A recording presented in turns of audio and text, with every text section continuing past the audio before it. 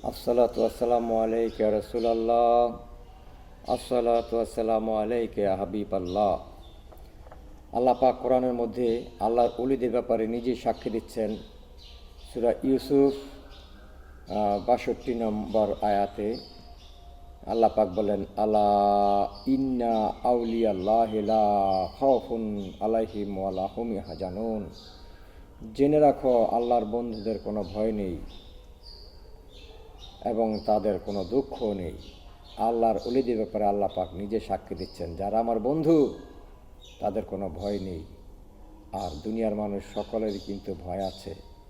আপনারা যদি ভয় থেকে মুক্ত হতে চান তাহলে অবশ্যই একজন আল্লাহর ওলির কাছে, আল্লাহর ওলির সান্নিধ্যে যে আপনি তার কাছ থেকে শিক্ষা লাভ করেন, আপনার কি কর্ম করার পরে ভয় থেকে আপনি মুক্ত হয়ে গেলেন। আল্লাহ পাক আপনার কথা কোরআনের মধ্যে বলছেন, যারা আপনার বন্ধু, যারা আল্লাহর বন্ধু, তাদের কোনো ভয় নাই, তাদের কোনো চিন্তা নাই।